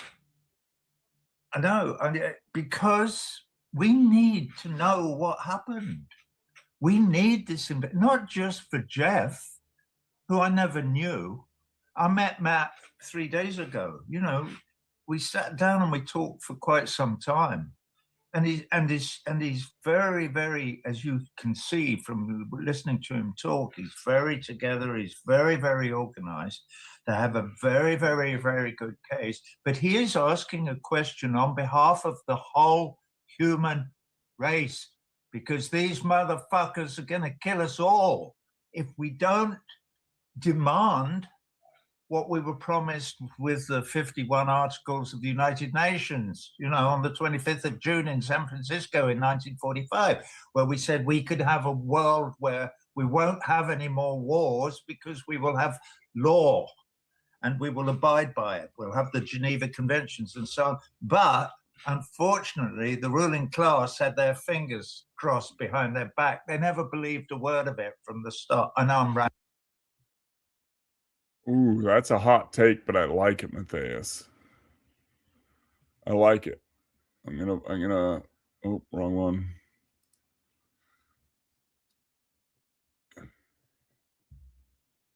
And that's 100% true. It goes into, you see the people who manipulated shit during COVID and got these loans and everything. They're going to jail now. What do they do to these people that come here and through, subversion or through other, not subversion, but you know what I mean, through manipulation, make a couple 100,000. What do? They deport them. No, now you're going to do a work camp. But then that also, like, it's tough. Like, work camps are tough. Like, meaning that someone can just keep saying no and keep saying no and keep saying no. And Oh, what's up, Emily? Welcome, welcome. But yeah, that's where it comes into the word camp in a situation like that. Like someone came in to manipulate the system. Yeah. Like we like and the big catchphrase was the Somalians. It's not just the Somalians, it's other Americans, it's other but that come in, manipulate, making, $1 million and they send it all out of country. And that was another issue that we had was all of the paper cash. And it kind of goes into why some people will probably use it to push, crypto or to push a digital currency is because all this paper cash that was leaving the country because the paper cash worked outside of country too.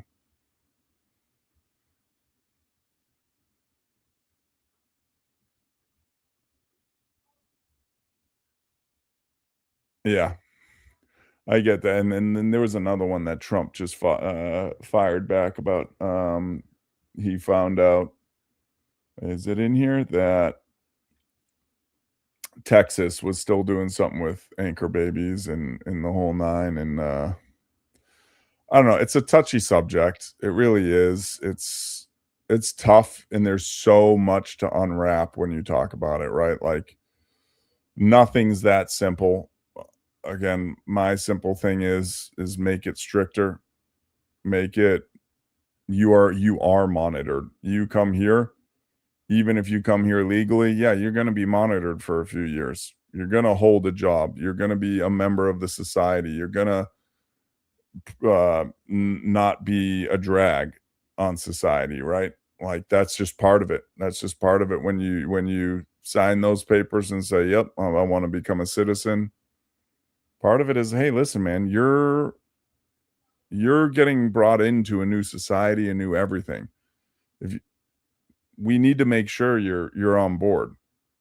I feel like that's kind of okay. I don't think that that's too much to ask for. Like instead of saying, "Oh, yep, yeah, you can go through the oh yeah, you're a legal citizen," and then forget about you, and then you go do whatever you want. So I don't know. I still feel like I'm kind of talking myself into a corner a little bit. But I agree with legal immigration. Illegal, this sheltering shit. No, I'm sorry. It's gotten to the point now we can see what's happening in America. Like, we need to move past that. We need to get beyond, we are good Samaritans. We take in people to help them. And look at it. Look at where that's gotten us.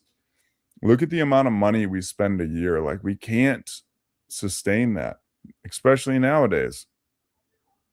Let someone else be good.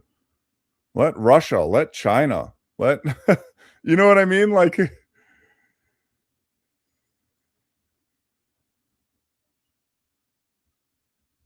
yeah, no, 100%. And a lot of it's hostile too. Like you look at some of it and you look at like what we talked about earlier with what's going on in Ukraine by the trainload,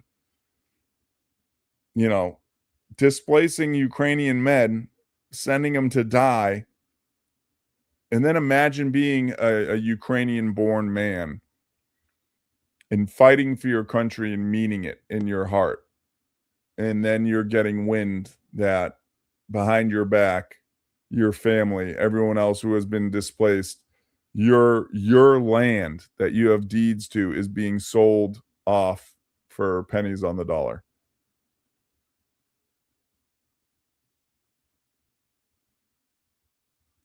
Yeah, and it kind of goes into that. And I don't want to get there. Like I know everyone's great. I know everyone has potential. I know, but we're kind of, and people are talking about it now. And I don't mean it from, any other standpoint to what's like people are actually talking about this. Like, they're forcing, especially younger generation, young white men are kind of being forced into you're evil, you're bad, you're this. And it's kind of putting everyone into a pen, and then you have, another crusade. You have, I mean, It sounds shitty to say, but I think it's true. You're going to piss off these young white men to an extent where they're going to stand up.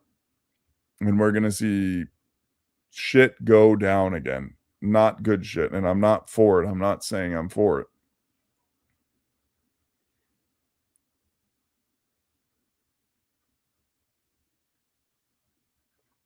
I didn't see that. Hold on. The cord's in the way. I can read up there. Yeah. Yeah, I think we're just getting, picked dry. I also want to remind people to give us a like and hit those reactions. The likes help a lot. I know I don't ever think about when I watch it, but yeah. Don't tell me to slow down. I don't know. We're in a weird time in history where and I can say I'm a product of it to an extent as a white guy, almost taught in elementary school that I should be,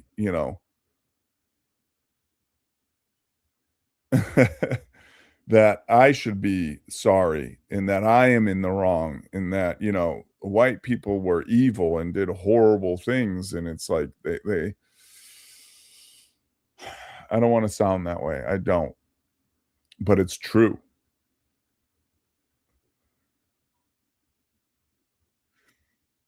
Yeah. And that's why I'm on the isolationist side, is that now with, I will say, Trump pushed it, the drill baby drill, the amount, for the most part, what we can produce. And a lot of people don't even understand this. Everyone's like, well, lithium, all this stuff. No, between us and Canada, we have a lot of lithium.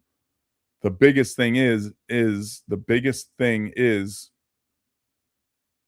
how many people want to work that kind of work for what African can produce it for per pound, per dollar paid out per person.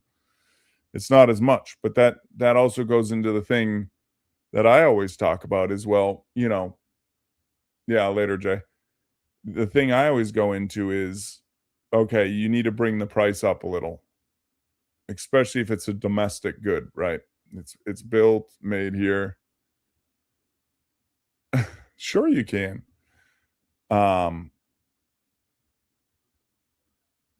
But if you're paying everyone, if you're bringing up the minimum wage, bringing up all this stuff in the United States, then sure you can bring it up a little bit. Yeah, it's tough. But earlier, all right, I want to move on from this. I didn't even really want to get into this, but now that we have a studying, yeah, but I mean, you're not really white, but I'm just kidding. I want to know a studying astrophysicist's take on, I'm trying to find it. I'll play it again. 1, portals, but 2, if this guy is making shit up here. Because this one seemed like he is, because just some of the shit he says. I know maybe it's not really complete your realm, but when he talks about, I'll show it again just to get your take on it. It's not completely space and all that, but you might know more than us. The play button doesn't work. Come on. You have mentioned that there's interdimensional potential. Could you expound on that? Multidimensionality, that kind of thing. The framework that I'm familiar with, for example, is something called the holographic principle. It derives itself from general relativity and quantum mechanics, and that is, if you want to imagine a 3D object such as yourself casting a shadow onto a 2D surface, that's the holographic principle. So you can be projected, quasi-projected from higher dimensional space to lower dimensional. It's a scientific trope that you can actually cross, literally, as far as I understand, but there's probably guys with PhDs that we could probably argue about that. But you have not seen any document. See, to me, that sounded like a load of bullshit, if I'm honest. Like, I see what he's saying, but like the theory of it kind of seems like a load of bullshit. I wanted your take on that. I know that's not fully your thing, but again, you're more well versed.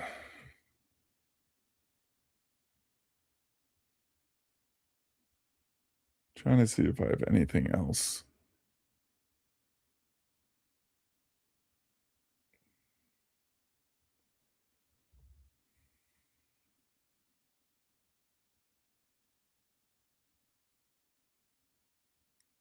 Which guy? Well, he is a Fed. He's a congressman. Dimensional. I'm not that stupid. It means dicks. 2 dicks and 3 dicks.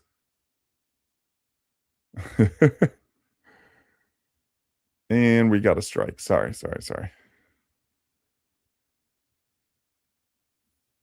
Yeah, but doesn't it mean dimensional on speaking on solely a not shape, but okay. I'm here. I'm listening. Being a good student.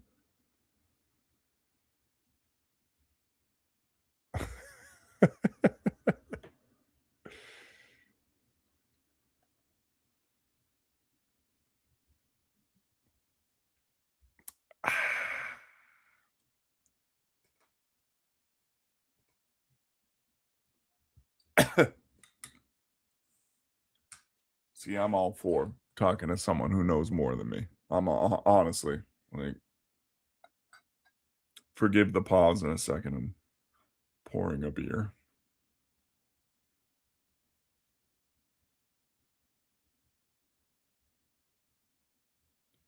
Yeah, but that's what he's talking about, Emily. That he's talking about like that there's this almost like portal between and how he's oh, what's up, Olivia?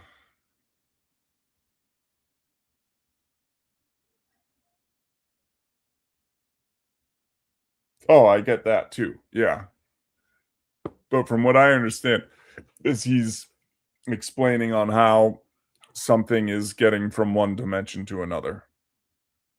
And that's where like the whole like making a shadow. So what do you like do a hand puppet? You know, whatever. And then you get pulled through a dimension.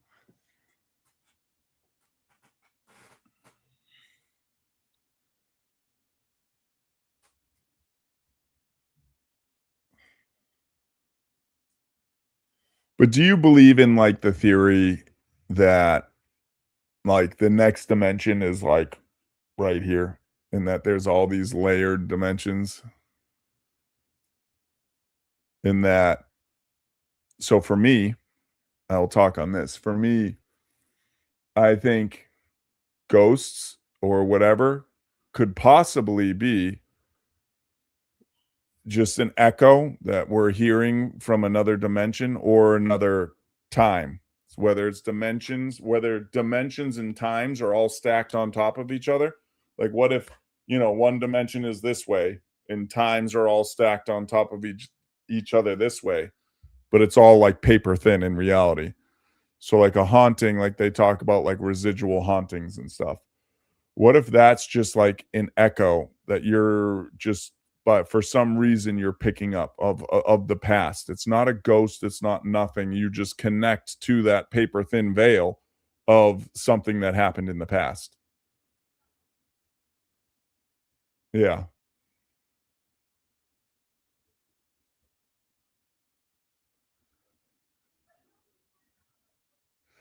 And I talked about that too, Matthias. Is that especially when we were talking about like religion and aliens and like and one of my things could be that aliens have pretty much evolved outside of a physical body.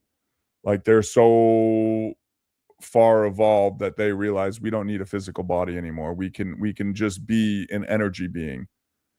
And that's where it could get into where the Bible is an interpretation of an alien being or a transdimensional being coming here and helping or pushing along what us as humans was doing.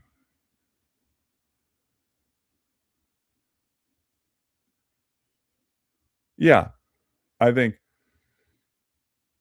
What do you mean by that? Like it cannot be created or destroyed? That's my thing, and that's why I think it all comes down to energy, and that's why I think like ghosts and it's all energy absorbed. You have residual hauntings. You have stuff like this because when you die, yeah, the biological matter goes away, but I believe, I'm not religious, but I believe we have a soul, we have an energy, and it continues on, whether it's whatever you want to call it. Like I think reincarnation could be real. I don't know. Like I said, I'm not religious, but I feel like that could be one of the secrets of the universe, is that we're all immortal in that sense.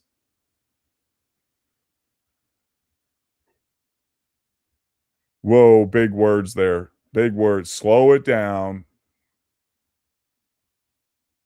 Energy is defined, okay, as anything that can affect or change the matter. Yeah. But that's why I think like a big part of me is, in my own belief, is that we're just kind of like a vessel. We're just a meat sock over energy.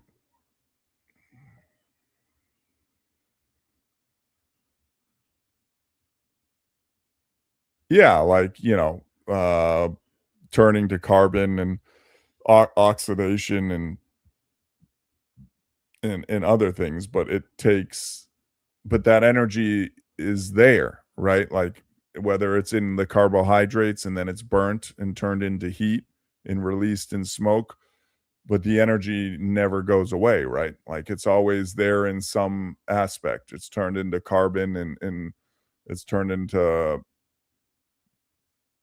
other things, but it's still there as an energy source.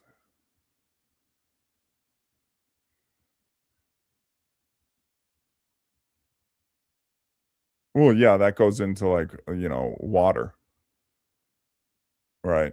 But water needs energy, which is, or heat, and heat is energy to turn from a liquid to a gas, but then it can revert back to a liquid or a solid. Yeah. Yeah, we're going down the rabbit hole, but I like it. But that's just why I'm saying like we carry energy. So we are the heat that can convert things, in which we can do. We can ingest calories, turn it into energy for our energy, so to speak. And quantum computer proves the theory that multiple dimensions can interact at once. Certain calculations they can do are beyond our understanding. Yes, I would agree with that. And that's more and more so when it comes into the ghost side of things. Like I love ghosts. I love it. I've had my own experiences. They've been in my family, like passed down stories. And I think it kind of falls into a few categories. There's like residual, where it's a layer thing, where it's a layer this way when it goes either dimensions, us talking to another dimensions, or it goes this way, is we're breaking through, where it's literally me that happens to be talking to some guy in 1743, and it's just in the moment we're both like, what the fuck, what are you doing, like. And then it could be another dimension where I'm speaking across that thin veil to me or to someone else that's just slightly different. And then I believe there is the energy side of it, where there is a spirit, or so to speak, that is for some reason hanging around. It hasn't been absorbed into the ether, so to speak, or moved. It's still there.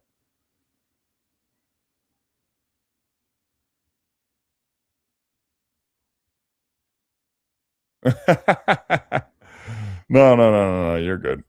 I just wanted to touch on it a little because I love that shit. You went to a class on that. I went to a lecture by Neil deGrasse Tyson, okay? Yeah, I'd like to know more about it. But he came here to town and I went to a lecture. But I'm trying to see if we have anything else to really touch on. Oh, I want to go into this. This plays perfectly right now. I'm sure we've all seen some of the things about the World Cup being in America and all these foreign peoples like coming here and being like, "There's nothing like I thought." So let's end it on a good night for us Americans. But hey, this is a German speaking on it, so. But yeah, it's been a little heartwarming. It goes into the thing I mentioned before too, is that it's like, we're all cousins. We're all these cousins, but our parents are arguing, so we don't always get to hang out together. You know what I mean? And the parents being the governments, but the people being the cousins. So I thought this was cool. If it would play. Let's end it on a good note. Sorry. It makes you teary. Why? Help us understand. Why is it so impactful to you? Sebastian Krauts never imagined his trip to America would be so emotional. Yeah. No, you're human. Happy tears. In just a few weeks being here, I fall in love with this country, and this was so emotional.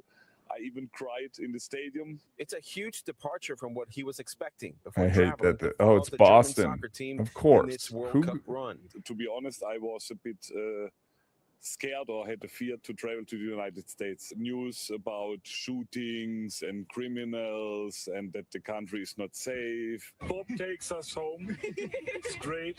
America is great. Sebastian met a group of strangers who offered him a ride to his hotel. What is the best city? Boston. That's Bob Series and his family, New Englanders who showed a group of Germans that Boston is warmer than some might believe.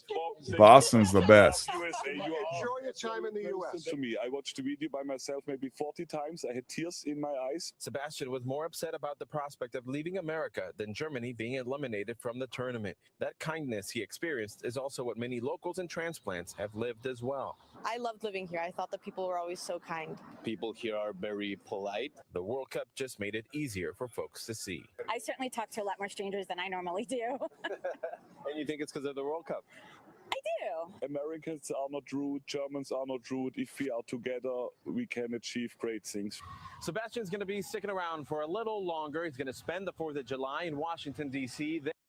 Oh, he got to see the Washington, D.C. 4th of July. But yeah, goes into my thing always. We need to talk. We can argue. Yeah, I know. We can talk. We can argue. But we're just people. Oh, here we go. See? But yeah, I think we that was good, ending it on a good note, I think.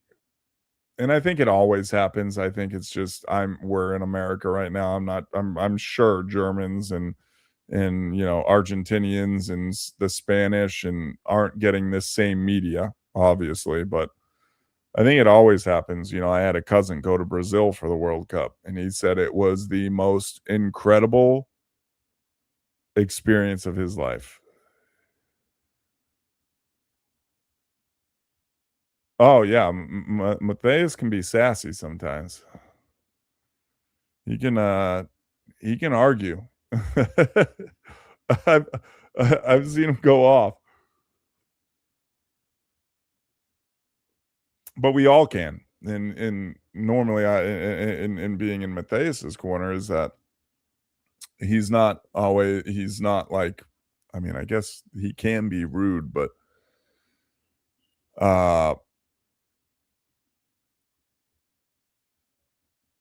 you're very funny. You're a silly goose, a real silly goose. But yeah, I like to end it this way. We should argue. We should have different points of views. And we should be able to be rude at times. And people need to stop being so soft. Yeah, sometimes someone can get passionate about something and say something and be like, okay, man, that's fine. People need to understand the difference, and we need to, be okay with having differences. But the world, the media, all this bullshit is what is painting it to be your difference is who you are. So you need to argue it. You need to get upset about it. You know what I mean? So that they're the ones that kind of fuel this thing where it's like, I love to argue. I love to talk things out and debate things, and I don't take it personally. Even if you get heated, it's like, all right, good game. See you next time. Like, we don't need to get upset about it. But so we've been told that we have to be upset about it. No, you should be upset. This is racist. This is sexist. This is any number of things. Like, no, it's not. It's just what I think. You know what I mean? I hope that makes sense. I don't always talk so good.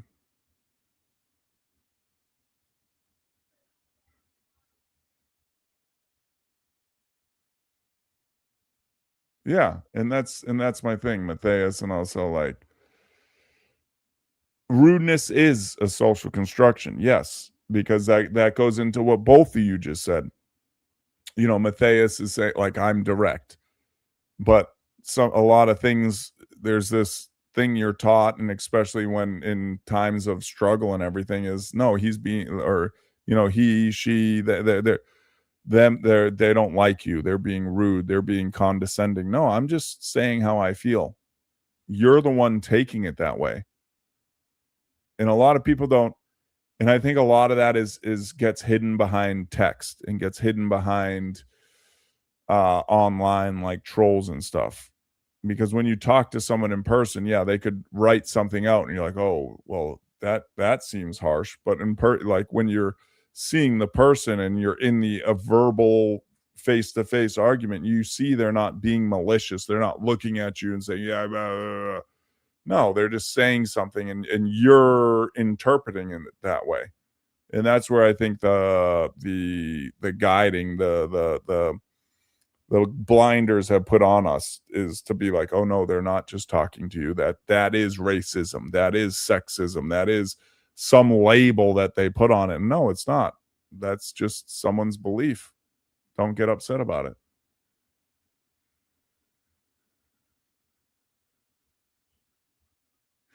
And yes, that is true too. Where it's like, in you've seen that a lot too, Emily, is that, being a white person, people can call you a piece of shit, people can call you a conqueror, people can call you all this, and it's not racist. But the second you were to say anything about, you're a racist now.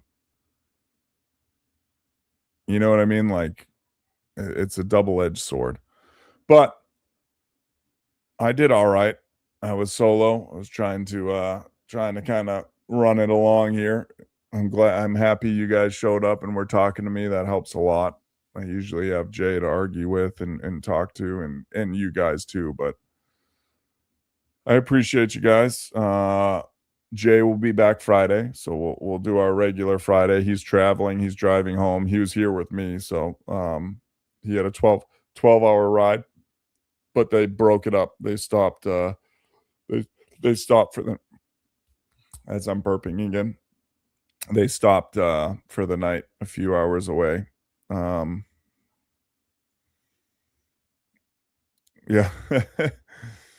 But yeah, I appreciate you guys. Thanks for sticking with me. Thanks for dealing with me. And we'll see you Friday. We'll have Jay back so we can all bully him again, not just me. But thanks again. Love you guys. See you then. Appreciate you.